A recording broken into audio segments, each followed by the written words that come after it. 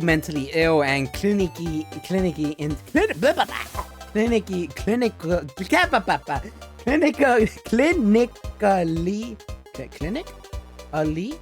insane, I think. Point is, Seth enjoyers, welcome in. Alright, me myself, I dare not subscribe to this man. I have yet to subscribe to Seth. I fear this man with every fiber in my body, very much. And he posted a new video, which we're gonna check out, or else he will appear in my house at 3 a.m. and murder me. He is an interesting background to have. Yes. But yeah, Path of Achra Review Struggler Edition. I have never played or heard of this game, but because Seth posted, I must watch it or else I die. So I am being held at gunpoint, and I have no choice here, but we shall enjoy it either way. So with that being said, let's get into it.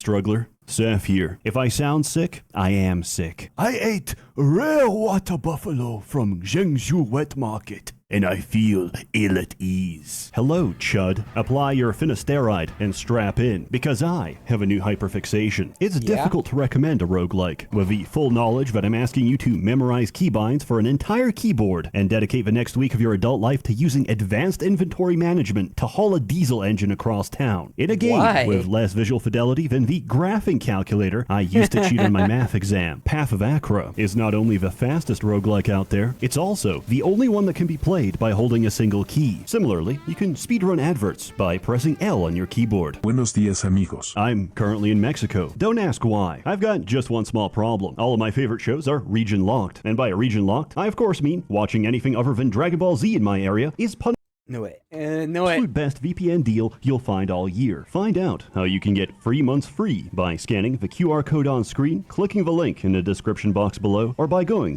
closest enemy, pick items off the ground, and take the next exit. Alright, so what kind of game is this? Do not What do you got today, mistake this Seth? ease of entry for lack of depth. Because I've played this for several dozen hours, and believe me, I don't know what I'm doing. It's very simple. You pick a race, a class, and a god. This is similar to real life, where based on channel demographics, most of you are Albanian. Each time you kill enough enemies, your glory rises, which is this game's version of leveling up. This gives you a choice of attributes: strength, dexterity, willpower, or vigor, and gives a point to spend on powers. Powers are abilities in one of 9 elements, each with a unique play style. Of these, you can mix and match up to 7 powers from a total of 3 different elements. Or you can just hit random and spontaneously die because it gave you Plague Chant, dropping enough points in certain... What? You could die instantly in this game? That's crazy. Tanto tiempo. Happy New Year. Happy New Year, chat. Happy New Year. Estoy recording un video para que sepas. Sorry, it's old chatter popped up. Anyways, what is it? Gore Cleave, Love Element. This is a weird skill tree. powers fulfills requirements, allowing you to select a prestige class, which will power scale your character from good to ridiculous. Completing a dungeon takes you to the Overland, where you're given a choice of up to 3 different paths you can take on the Path of Achra. These give exact information on what items you'll find and which enemies you'll encounter. Items are important for survival, and enemies are doubly important, because if you don't read the fine print of their description, you'll die without knowing that a Storm Knight ignores 90% of your defense and shreds your early tank. Everything in this game works by interacting with a set of triggers. For example, we have a Cyclops Warrior of Marduk. On attack, he deals blunt damage equal to half his current life bar to adjacent enemies. On game turn, he applies 7 poise to himself, amplified by his class special. I take points into Heavyweight, which deal damage to the attacker when I shrug off the attack, meaning my armor score is higher than the enemy's hit, which is the damage of an attack that connected because the enemy's accuracy is higher than my dodge. However, I have a shield. My shield blocks most attacks. Block takes precedence over armor, and I rarely benefit. This is an example of antagonistic triggers. I want to be hit, so I drop the shield. Our racial passive triggers on attack, not on hit, which means it goes off regardless if our attack actually connects. I have no natural healing, which doesn't matter because we take vigor each time glory rises, which you can automate in the bottom right. The higher my health pool, the more damage I do. So I hold tab and become catatonic for the next few minutes. Then I pump 10 points into Heavyweight, which you are self-destructed. You're a self-destructive menace. What the hell is this build? I may take damage, but you take more damage back. This is a full counter. This is a I may get hit, but you will feel worse type thing. What the hell is this? no self-preservation. It lets me take the Gallus Prestige class, which deals blunt damage in a 4-tile radius each turn, and every time I shrug off an attack equivalent to my encumbrance, which is massive, by the way, resulting in me being an incredibly slow fat fuck who relies on enemies killing themselves by attacking my gigantic armor score. Yeah. This is my 600-pound life, Oh or my as some God. might say, the ideal female form. Our god of choice, Marduk, transforms helmets we pick up to become even heavier, so we do even more damage. On the way, I managed to pick up a Maruna Sash, which makes us attack adjacent enemies on step, meaning our racial passive now triggers from simply walking up to enemies. We take the heaviest armor with the highest inflexibility, because we also found the Inu You're just a Greatsword, which, on chunk- attack per point of chunky boy. inflexibility, deals ice damage in a path based on encumbrance, which means every attack I do now sprays out 5 volleys of ice. Inflexibility divides speed and willpower damage bonuses, but we're incredibly obese and retarded, so we don't care. Any items that aren't needed can be burned for extra stats by mousing over them and tapping free. At this point, we stack strength, get fatter, and keep holding tab. Keep holding tab so long. This is a weird. Is it a Nurgle build? We might have a Nurgle. No, it's not really much sickness, but it's like you get hurt, more hurt by hurting me. What would be a good way to call this build? The no you build? The Uno reverse card build? You win the game. Congratulations on beating Path of Achra. On the first cycle of humility, good luck on the second cycle of degradation. I used to think the 6th cycle of annihilation was bad, until I reached the 16th cycle of rupture, but now I'm at the 32nd cycle of outer dark, and time is melting. Consuming Century Egg was a poor decision. You don't Cycles think- are this game's way of stress testing a build. A solid understanding of triggers will get you through the first cycle, which is the intended difficulty, but you'll need ridiculous synergy to survive ahead. Enemies are more brutal, but the trade-off is more experience, as you'll reach your prestige class before you even finish the first 2 floors. And believe me, you're not going to survive very far without it. Glory or Death unlocks other classes, races, and gods for you to combine. It doesn't take very long. A couple successful What's the runs synergy are all here? you What are we need to thinking? unlock every option. What are The we only thinking here? purpose of What's gating synergy? them is to keep new players from getting overwhelmed, and to punish me because I didn't pay the first time, and I have to do it all over again. Tab builds are some of the most prominent, but there's another kind of gameplay. It's called standing still. Quamar, ascetic of Fada. We put everything into Astro hunting. We remove his armor, and this is what happens when I click spacebar. Oh god, I can't even see what's happening. He neon genesis across the room, very evangelianly. Explanation: each time I stand still by hitting spacebar, Astro hunting teleports me to the closest enemy and deals damage. And if I have no armor equipped, this also triggers on kill. Normally, after teleporting, you receive stasis, which prevents further teleportation. However, our god removes stasis on standstill, leading to a chain reaction, where each time I score a kill, I trigger Astro hunting again and repeat the process. The build itself is garbage. The important thing is that you have another key to press. Summon builds are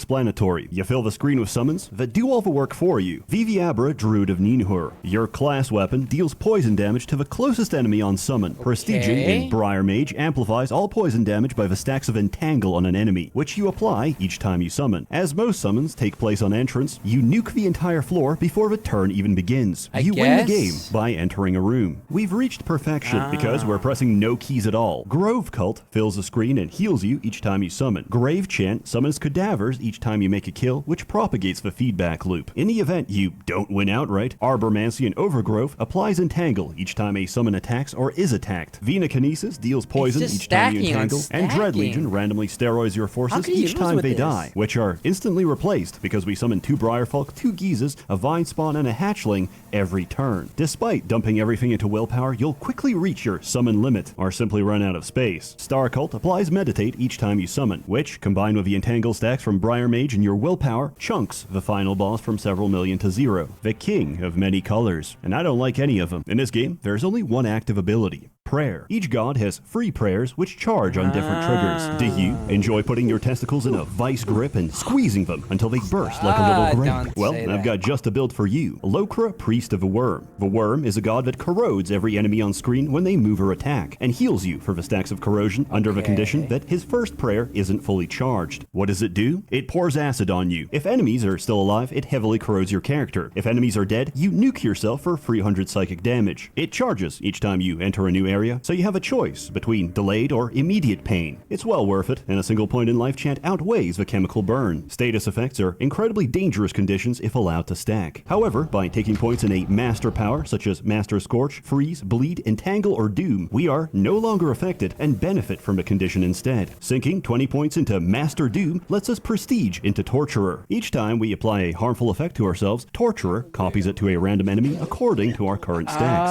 Master Doom applies Doom to yourself on ally or enemy death. Priest amplifies status effects, giving us 50% more Doom. The Worm's second prayer charges on Stand Still, but we take Projection to make our prayers count as Stand Still, which means praying now charges the prayer. We make use of our infinite prayer with Necromancy, which on prayer summons cadavers. We fill the screen with trash He's summon. lost me. He's lost me. I don't know what the hell they're talking about.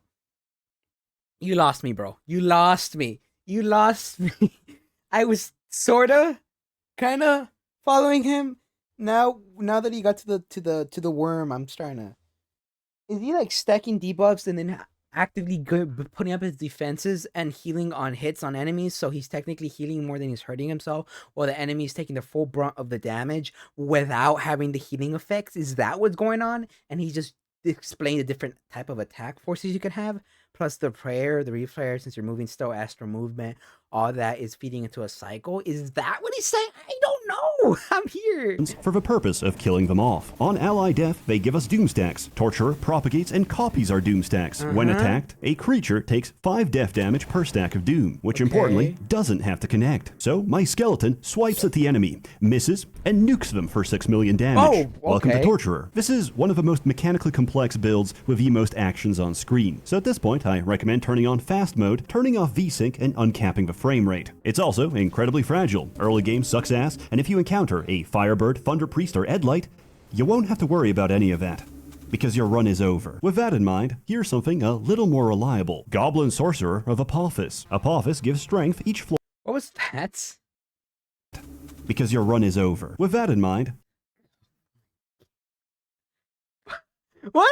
No! here's something a little more Bad. reliable. Goblin Sorcerer of Apophis. Apophis gives strength each floor you climb, at the cost of taking 7% of your max health each time you're attacked. This is not a problem, because enemies will never reach you. 1 point in Burning Ooze, 10 points in Oozemancy, which summons a number of blobs equivalent to your skill level each time you pray. Each time you score a kill, your prayers reset, making this an infinite loop. That to stop nuking your own summons, take Invigoration. Projection to make prayers count as Standstill. Grove Cult to self-sustain on summon, and Dump for Rest into Star Cult. Anything that doesn't give Meditate or Trigger on summon, toss into the fire and get infinite speed because of your racial ability. Prestige into Ill Prophet and fill the screen with purple, and then punish people for standing on it. Or just go Archmagus and stack infinite Meditate. Conversely, if you'd like to speedrun the game, take an Aslan of Ixshana, pray twice, and die on the second turn. In all seriousness, Virya Aslan of Eris. Aslans hate praying, and Eris hates prayer. They're perfect for each other. Eris rewards you for taking the most dangerous path by upgrading your main hand weapon so hard that it hits for 1,000,000 by the time you clear the first zone. Her prayers do nothing, but as long as they're fully charged, you become nearly invincible. Taking a lethal blow when a prayer is fully charged triggers divine intervention, preventing death and draining your charges. An apostle can exploit this by taking a god with easy charging prayers and dying repeatedly to reset his charges. Pair this with Goretide for an even bigger nuke that scales with missing health. I couldn't figure this one out. Sometimes a synergy is there, but you just can't piece it together into a working build. This was the case for me with transform builds. I tried for the longest time to make Drake form viable. Prestiging into Ogum triggers prayers on initial attack. I can't pray or receive divine intervention, but I do get to be a dragon. Then I wake up and realize Azada is a shitty god, and I could be doing this with literally anyone else. They're still interesting, and if you ever want to disappoint your deity of choice, prestige horror form and watch the combat log as you bleed someone for 1,000,000 damage. You receive as many stacks of horror form as the damage you take, which uniquely goes into the several thousands. Triggering a different transformation replaces and inherits all of the previous stacks. Brood Umpuad of Humbaba. Each time we take damage, we get 1,000 stacks of horror form. Each time we're attacked but don't take damage, we trigger our class ability and convert this into 1,000 stacks of jackal form, which gives us approximately 3,000 speed. To put this into perspective, a game turn takes place at a speed of 5. High speed is crucial for fragile characters, and nothing is more fragile than basing your entire build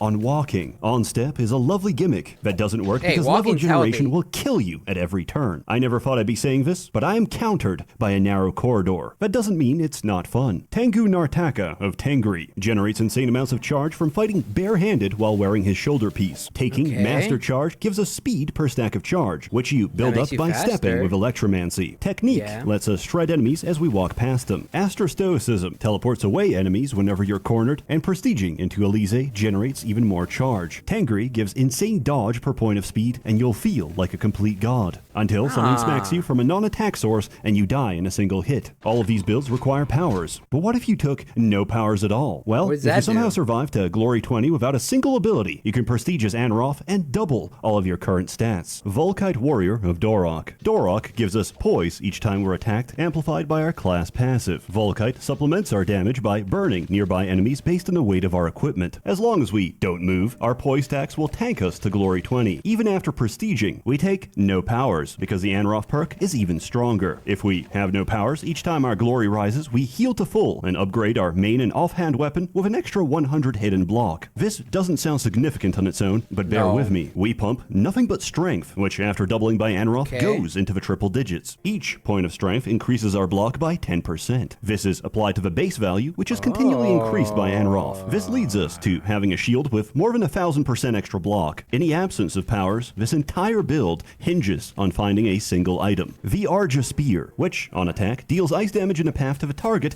equal to our block. Since this number is about 300,000, that's we really annihilate good now. every cycle in the game. Or we fail to find it because of poor RNG and this build falls apart. Success in the higher cycles is less about RNG skill do and be more like of a that. dice roll if I actually get the items I need. In summary, there's a lot of builds out there, from berserkers that benefit from fighting completely nude to hemogoblin summoners that win by self-harm. It's impossible to cover them all, which is what makes it so fun. Everyone finds something different. I cheesed through with a dodge stacking mesmer and theory crafted endlessly until a friend saw the game and found a better build than anything I ever made in under an hour. This game is a fusion between highbrow and higher chromosome. The best builds are either made by master theory crafters or a Down syndrome savant, and there's no in between. Many games out there are wide as a lake and deep as a puddle. Path of Achra is a kiddie pool which you drown in, and 100 hours later, I'm still sinking. It's a kiddie pool slimline which you product drown in with is crazy. gameplay first. And in terms of graphics, yeah, I guess it has color. For the Zoomers that don't have an internal monologue or the ability to visualize an apple inside their mind's eye, here Wait,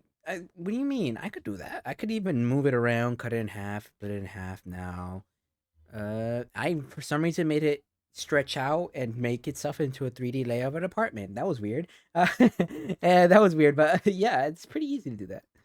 Here's what the game looks like to the rest of us. My only Okay. critique is that the sprites are sometimes such low fidelity that I can't interpret what they are. The golden litter is meant to be two hobgoblins carrying gold. I thought it was a caked up demon turd with muscular legs wearing heels. Naturally, it's not for everyone, but if you're neurodivergent and your nickname at school used to be Active Shooter, you might enjoy this. Your only limitation is your creativity and your stubbornness to see it through. Even when it falls apart, restarting is a momentary setback on the path of Achra. In keeping with the lore of this game, my final score is don't know, don't care, and if I did, I wouldn't tell you. 10 out of 10. It's 10 bucks. Okay, Go thank get you. it. As always, more content to come, so stay tuned. A warm thanks to the many members of a Merchants Guild generously funding and bankrolling these videos. You're all truly wonderful. I have no idea what happened. This is Seth. This is Seth's Death Attack. I don't know what to say besides I'm alive. I have a headache. I feel like dying. I might have nausea and maybe becoming a little bit schizophrenic, but that is normal. That is normal side effects of watching a man like this.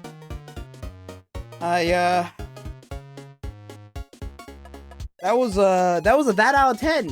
Yeah, I hope you guys enjoyed my reaction. That was a that out of 10. That's that out of 10.